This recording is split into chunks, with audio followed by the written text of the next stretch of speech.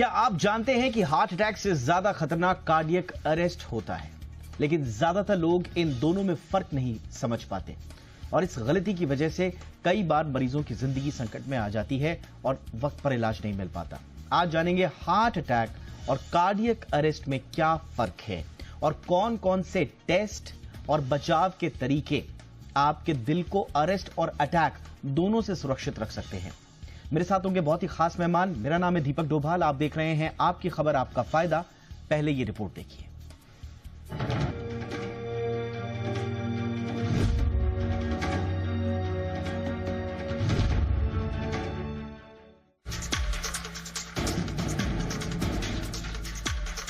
आज की तेज रफ्तार जिंदगी में हार्ट अटैक और कार्डियक अरेस्ट जैसे हार्ट डिजीज तेजी से बढ़ रहे हैं। अक्सर लोग इन दोनों मेडिकल कंडीशंस को एक ही समझ लेते हैं, लेकिन सच ये है कि ये दोनों स्थितियां एक दूसरे से बिल्कुल अलग हैं। सही जानकारी और जरूरी कदम न केवल किसी की जान बचा सकते हैं, बल्कि भविष्य में गंभीर हार्ट समस्याओं से बचाव में भी मदद कर सकते हैं। हार्ट अटैक, जिसे मायोकार्डियल इंफार्क्शन कहा जाता है, तब होता है जब हार्ट की मांसपेशियों तक खून पहुंचाने वाली कोरोनरी आर्टरीज किसी कारणवश ब्लॉक हो जाती हैं। ये ब्लॉकेज आमतौर पर फैटी डिपॉजिट्स, कोलेस्ट्रॉल और कई दूसरे कारणों से बनता है, जिसे प्लेक कहा जाता है। जब ब्लड फ्लो रुक जाता है तो हार्ट सेल्स को जरूरी ऑक्सीजन नहीं मिलती और धीरे धीरे वे डैमेज होने लगती हैं। इस स्थिति में मरीज अक्सर होश में रहता है और कुछ विशेष लक्षण महसूस करता है, जैसे सीने में तेज दर्द या दबाव महसूस होना, जो अक्सर लेफ्ट साइड गर्दन, जबड़े या पीठ तक फैल सकता है। सांस लेने में तकलीफ महसूस होने लगती है, बिना किसी कारण के पसीना आने लगता है, अचानक ज्यादा थकान महसूस होती है, मतली आना और चक्कर महसूस होता है। अगर समय पर इलाज न मिले तो हार्ट अटैक कार्डियक अरेस्ट में बदल सकता है, जो जानलेवा हो सकता है।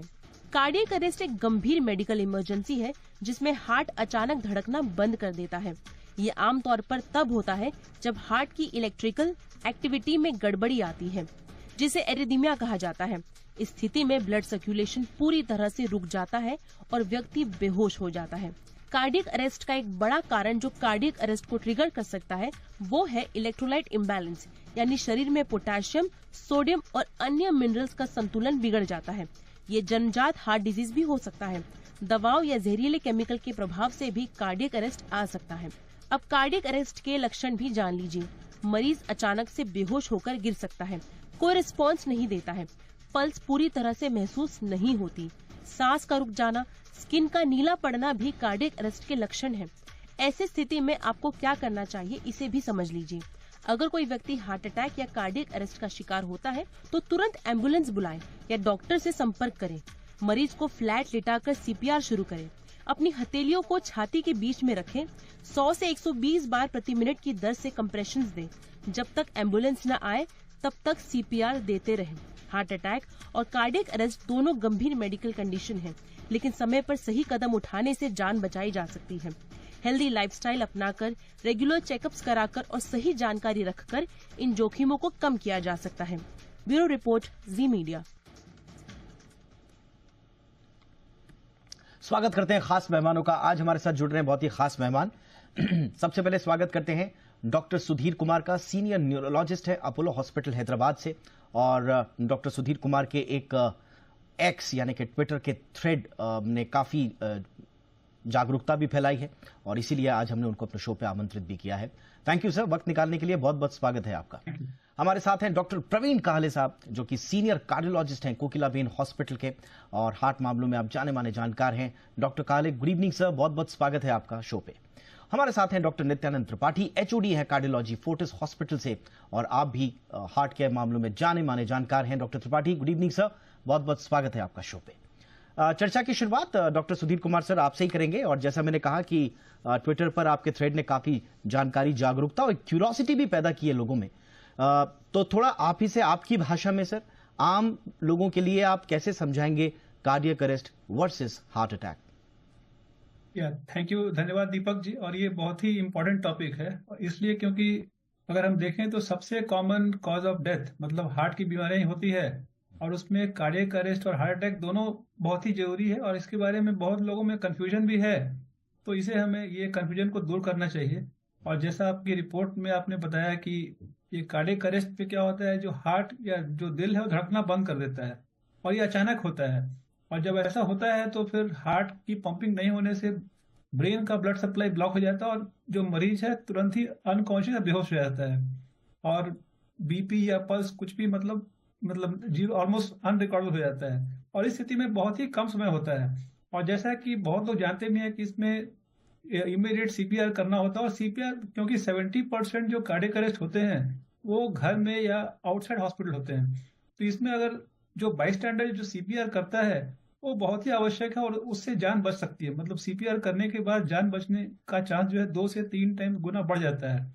और जैसा आपने बताया उसमें मेन चेस्ट का कंप्रेशन करना पड़ता है, और वो 100 से 120 बार प्रति मिनट करना पड़ता है, सबसे इम्पोर्टेंट वही है। और जैसा कि आपने बताया रिपोर्ट में कि दूसरी जो बीमारी होती है वो हार्ट अटैक होती है। हार्ट अटैक भी एक इमरजेंसी है, बट वो कार्डियक अरेस्ट जितनी इमरजेंसी नहीं है। उसमें सिम्टम्स चेस्ट पेन, छाती में दर्द, सांस का तकलीफ होना, और वहां पे क्या है, हार्ट मतलब बीटिंग कंटिन्यू रहती है, तो ब्रेन का ब्लड सप्लाई नॉर्मल रहता है, तो उसमें मरीज अनकॉन्शियस या बेहोश नहीं होता है।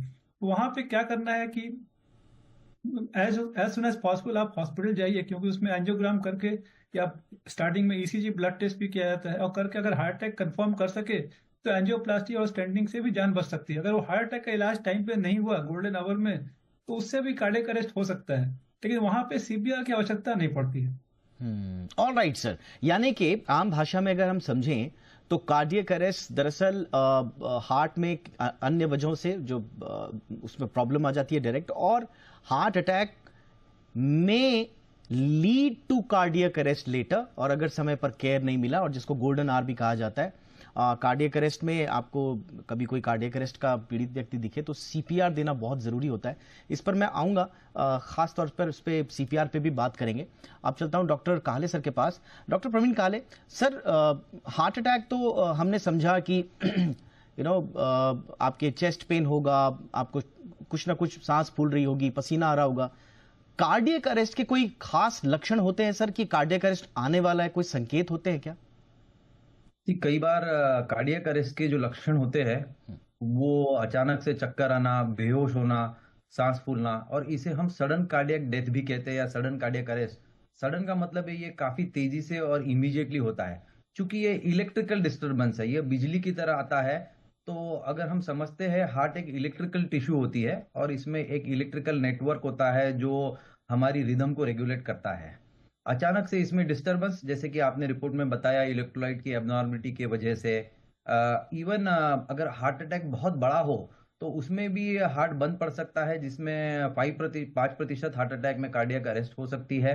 तो वाल्व के मरीज जो होते हैं, जिनका वाल्व काम नहीं करता है, जिससे हार्ट की पंपिंग कमजोर हो जाती है, ऐसे मरीजों में कार्डियक अरेस्ट होने की संभावना होती है। और लक्षण बिल्कुल सडनली पेशेंट कोलैप्स हो जाता है, पसीना आता है, और ये बहुत इमीडिएटली विद इन मिनट्स होता है। क्योंकि अगर मान लीजिए कि अगर हार्ट की एक्टिविटी पूरी तरह से बंद हो जाती है, हार्ट का पंपिंग बंद होता है, तो within 10 to 15 second brain के सिम्टम और कोलैप्स या सिंकपी हो जाती है। All right sir, doctor Nityanand Tripathi, अब आपके पास आएंगे।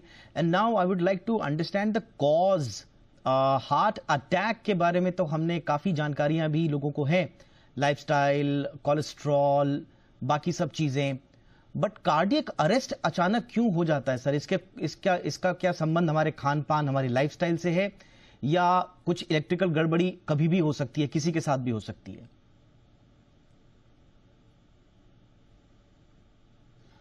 जी सर, बेसिकली जो कार्डियक अरेस्ट है ये हार्ट में किसी भी इलेक्ट्रिकल एबनॉर्मलिटी की वजह से हो सकती है। जैसे जब हार्ट अटैक होता है, जो कि मोस्ट फ्रिक्वेंट कॉज है कार्डियक अरेस्ट का, उसमें हार्ट का एक पोर्शन में ब्लड सप्लाई रुक जाती है, जिससे कार्डियक इलेक्ट्रिकल इनहोमोजेनिटी हो जाती है नॉर्मल सेगमेंट में और जिस सेगमेंट में इन्फाक्ट हो रहा है, और वहां से हार्ट बहुत जल्दी जल्दी चलने लगता है, इंपल्सेस बहुत तेज फायर होते हैं, जिसको VT-VF बोलते हैं। VT-VF में हार्ट ऑलमोस्ट 250 से 300 के रेट पे चलता है। 250-300 का रेट का मतलब ये हो गया कि हार्ट में ब्लड भरने का कोई समय ही नहीं मिलता है, and it is equivalent to like cardiac stand still, मतलब कि हार्ट से बाहर कुछ भी नहीं निकल रहा है। ऐसी सिचुएशन में अगर CPR नहीं मिला, अगर कार्डियक डिफिब्रिलेशन नहीं हुआ, तो पेशेंट एक्सपायर कर जाते हैं।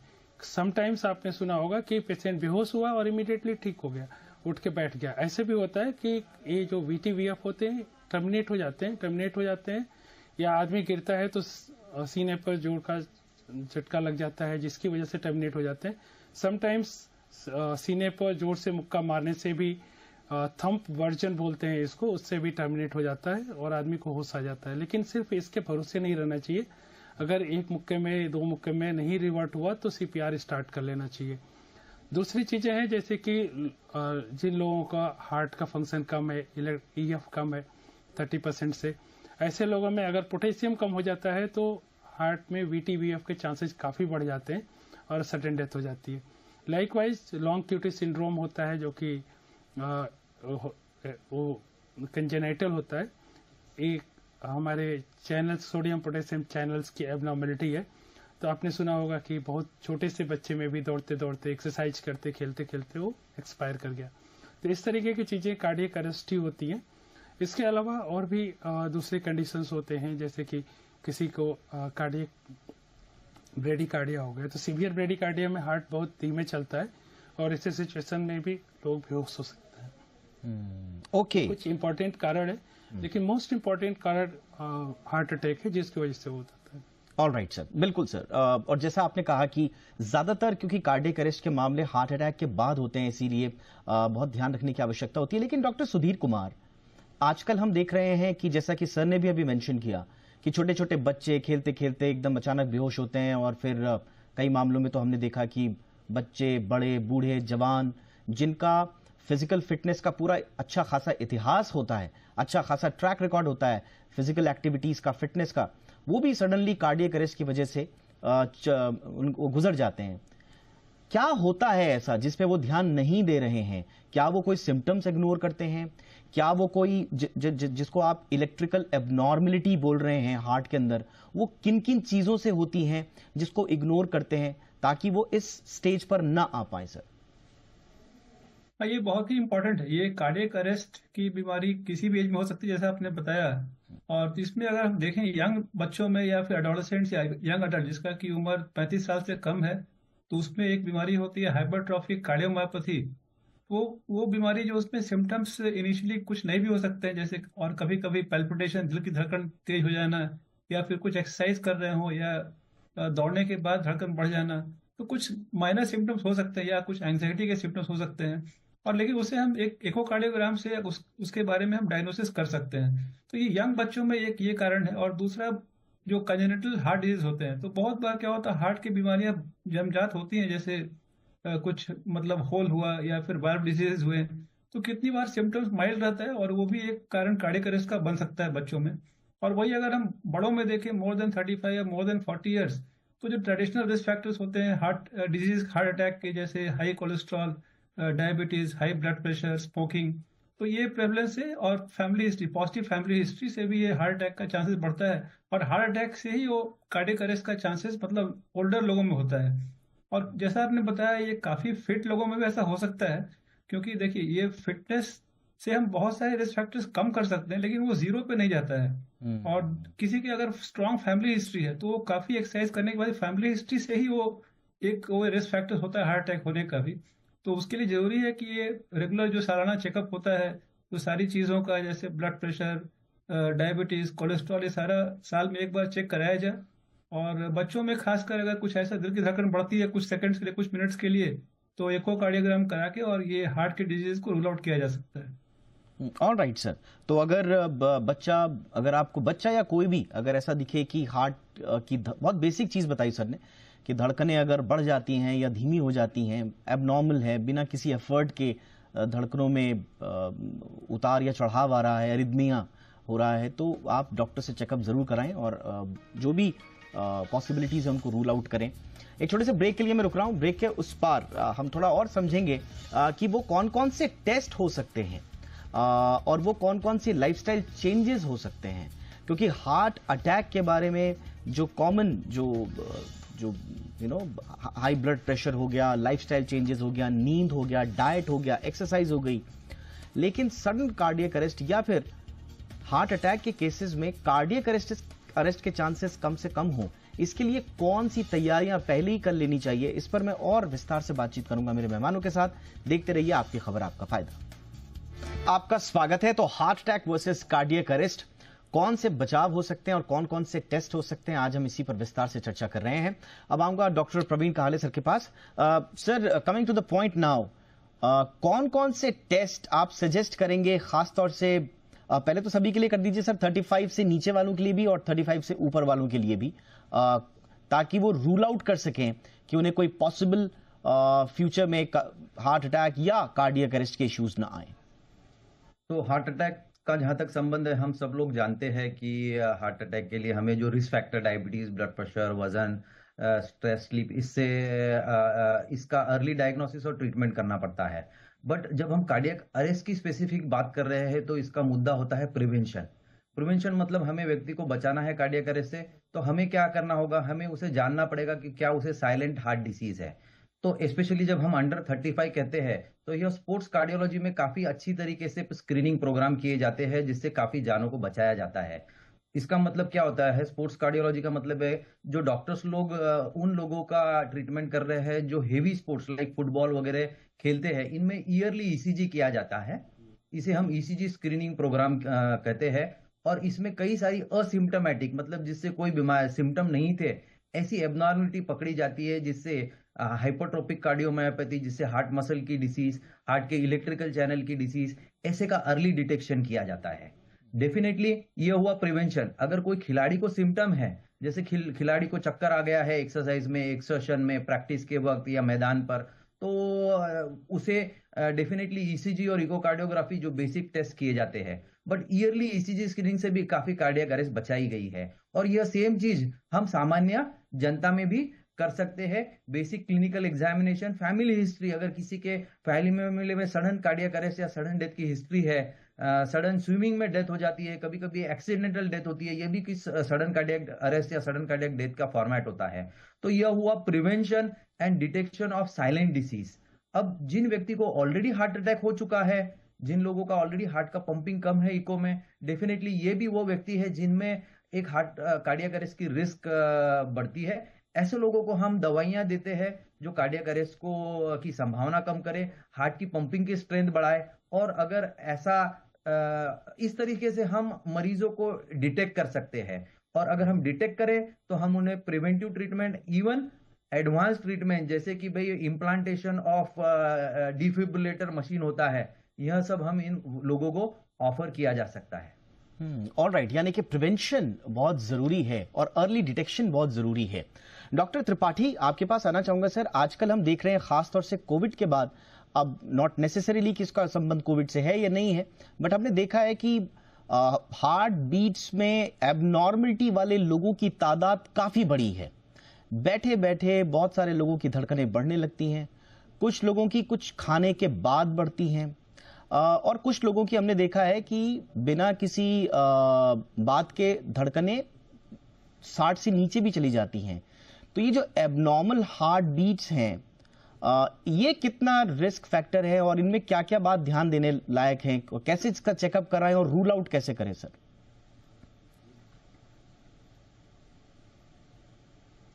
जी, दो चीजें हो सकती हैं। हार्ट रेट कम हो सकता है या ज्यादा हो सकता है। हार्ट रेट कम नॉर्मली भी हो सकता है अगर कोई एथलीट है, कोई अगर एक्सरसाइज ज्यादा करता है और वेल ट्रेंड है। ऐसे सिचुएशन में हार्ट का की कैपेसिटी बढ़ाने के लिए, हार्ट के पास रिजर्व बढ़ाने के लिए हार्ट रेट कम हो जाता है, और जैसे जैसे एक्सरसाइज होता है हार्ट रेट बढ़ करके उसको कंप्लीट करता है। नॉर्मल पर्सन की हार्ट बीट 50 से 100 रहती है। अगर 100 के ऊपर कंसिस्टेंट टेकीकार्डिया रहता है तो हार्ट के मसल्स कमजोर हो जाते हैं। इसको टेकीकार्डियोमायोपैथी बोलते हैं। कब हम बोलते हैं कि हार्ट एबनॉर्मल और हार्ट रेट ज्यादा आ रहा है? जब आप कोई एक्सरसाइज नहीं कर रहे हैं, जब कोई आपने चाय कॉफी या ड्रिंक नहीं लिया है, जब आप आराम से बैठे हैं और रिलैक्स कर रहे हैं। इसको जानने के लिए होल्टर या एक्सटर्नल लूप रिकॉर्डर्स होते हैं जिनको लगाते हैं, जो 24 घंटे से लेकर के इवन 15 डेज तक के हार्ट का बिहेवियर बताते हैं। खाने पीने में पर्टिकुलरली जो लोग कॉफी ज्यादा पीते हैं एल्कोहल ज़्यादा लेते हैं, एल्कोहल से एट्रियल फिब्रिलेशन और एट्रियल टैकीकार्डिया फ्रिक्वेंटली हो जाते हैं। तो अगर कोई ये सब चीज़ें लेते हैं, उनका हार्ट रेट ज़्यादा रहता है, तो इसको अवॉइड करें। तीसरा होता है कि आजकल हम लोग जो अपने कॉमन प्रैक्टिस में देख रहे हैं कि कुछ लोग प्रोटीन शेक या प्रोटीन का घोल जो कि नॉर्मली जिम में मिलता है वो करते हैं, और बेचारे बच्चे भी आते हैं हमारे पास कि वो प्रोटीन शेक 2-3 महीने तक पिए और अब उनका हार्ट रेट परसिस्टेंटली 130, 140, 150 रहता है। हमें कंपोजिशन नहीं पता, लेकिन इसमें सतर्क रहने की जरूरत है। जो कंपोजिशन नहीं पता है उसको ना पिए, ना लें। और जैसे कि डॉक्टर साहब ने बताया कि रेगुलर कार्डियक स्क्रीनिंग प्रोग्राम जरूरी है, जिसमें आपका हार्ट का स्ट्रक्चरल डिजीज जानने के लिए इकोकार्डियोग्राम और फंक्शनल कैपेसिटी जानने के लिए ट्रेडमिल टेस्ट, कोई अंदर ब्लॉकेज है या नहीं है इसका इनडायरेक्ट टेस्ट है ट्रेडमिल टेस्ट। इसके साथ साथ ब्लड के ढेर सारे इन्वेस्टिगेशंस होते हैं जो पैरामीटर्स होते हैं, इंडिकेट करते हैं कि अंदर ब्लॉकेज के चांसेस हैं या नहीं है, या अंदर कुछ और टैकीकार्डिया के ध्यान में रखनी है। ये सर बहुत अच्छे से आपने विस्तार से समझाया। Doctor Sudhir Kumar, your closing remarks sir. वही अगेन, क्योंकि हमारे पास जितने क्वेरीज आ रही हैं सब दिल की धड़कनों के ऊपर नीचे वाली आ रही हैं, और नीचे वाली तो आपने बताया कि ठीक है वो तो फंक्शन को और स्पोर्ट्स पर्सन को भी हो सकती है, लेकिन जो अलार्मिंग बात है वो धड़कनों का बढ़ जाना है बिना किसी एफर्ट के, या फिर कंटिन्यूसली 100 के आसपास ही रहना नॉर्मल रूटीन में भी। ये इसके कॉज क्या हो सकते हैं सर, और कैसी सतर्कता बरतनी है? देखिए, जैसा अभी डॉक्टर साहब ने बताया कि ये मतलब 50 से 100 के बीच का जो हार्ट बीट है वो नॉर्मल रहता है, बट इसका ये मतलब नहीं है कि हम एम करें कि 80-90 ही रहे। नॉर्मल में भी ये देखा गया है कि जितना हार्ट बीट आपका कम रहे, रेस्टिंग हार्ट रेट जिसे हम बोलते हैं, रेस्टिंग के टाइम में, उतना आपकी लॉन्जिविटी और सीरियस बीमारियों का जो रिस्क रहता है वो कम हो जाता है। और इसे कम करने का एक सबसे अच्छा उपाय है रेगुलर एक्सरसाइज करना। तो अगर आप 30 मिनट तक रनिंग करें या साइकिलिंग करें, या और अगर आप ओवरवेट हैं तो वजन को कम कर लें। अगर आप शराब पीते हैं तो शराब, देखिए मतलब ये मिसकंसेप्शन है कि शराब पीने से हार्ट अच्छा होता है, ऐसा कुछ भी नहीं है। शराब का भी हार्ट पे बुरा ही असर होता है, तो शराब से दूर रहें, सिगरेट नहीं पिए। तो ये सब सारी स्ट्रेस से दूर रहें, अच्छी नींद लें। और इसके बावजूद भी अगर आपकी हार्ट रेट नॉर्मल नहीं है, जैसे कि 50 से मतलब 100 तक अपर लिमिट है, अगर उसके ऊपर हमेशा रहे रेस्टिंग में भी, तो डेफिनेटली आप कार्डियोलॉजिस्ट से मिलें और ईसीजी, होल्टर और दूसरे sir I am sorry to interrupt sir, लेकिन सवाल ये आ रहा है, आपने कहा कि रनिंग करें, तो जो ज्यादा हार्ट बीट वाले लोग होते हैं 100-110 के आसपास जिनका नॉर्मल रहता है, वो उनका रनिंग करना सेफ है सर? देखिए, अगर 100 के ऊपर है तो उसे हम नॉर्मल नहीं बोल सकते हैं, मतलब अपर लिमिट 100 है। अगर 100 के अंदर है तो आप रेगुलर एक्सरसाइज वगैरह कर सकते हैं। और स्टार्टिंग में ऑब्वियसली अगर आप स्टार्ट कर रहे हैं, शुरुआत कर रहे हैं, तो रनिंग से स्टार्ट ना करें, आप वॉकिंग से स्टार्ट करें। अगर आप ओवरवेट हैं तो भी आप वॉकिंग से ही स्टार्ट करें। 3 महीने 4 महीने के बाद अगर आप यूज्ड टू हैबिचुएट हो जाएं, तब धीरे धीरे आप स्पीड बढ़ा सकते हैं, लेकिन अचानक आप रनिंग स्टार्ट ना करें। और अगर 100 के ऊपर है तो डेफिनेटली आप चेकअप करा के ही कोई भी एक्सरसाइज एक्टिविटी स्टार्ट करें। Right sir, all right sir. तो ये थी आपके हार्ट से जुड़ी हुई वो बातें जो आपको एक पोटेंशियल कार्डियक अरेस्ट से ज्यादा, आज हमारा फोकस कार्डियक अरेस्ट पर था, क्योंकि सबसे ज्यादा अचानक चौंकाता यही है कार्डियक अरेस्ट। ये क्यों हो जाता है, कैसे हो जाता है, इसके पीछे के अंडरलाइंग प्रॉब्लम्स क्या क्या हैं, सिम्टम्स क्या क्या हैं, और क्या करना है, विस्तार से आज हमने चर्चा की। बहुत बहुत धन्यवाद डॉक्टर सुधीर। एक बार फिर आपको बहुत बहुत बधाई भी सर कि आपने जागरूकता फैलाई, हम तक भी बात पहुंची, तो हमने इस कार्यक्रम का आयोजन किया। Thank you sir, keep doing this good job sir, thank you so much. वक्त भी निकाला आपने, और इसी वजह से हमने डॉक्टर प्रवीण काहले सर को भी बुलाया अपने शो पे, उनके इंपॉर्टेंट इनपुट्स लिए। डॉक्टर नित्यानंद त्रिपाठी सर हमारे साथ आए। बहुत बहुत शुक्रिया सर आपका भी वक्त निकालने के लिए और वैल्यूएबल्स के लिए। Thank you so much. आपकी खबर आपका फायदा में इतना ही, इजाजत दें, नमस्कार।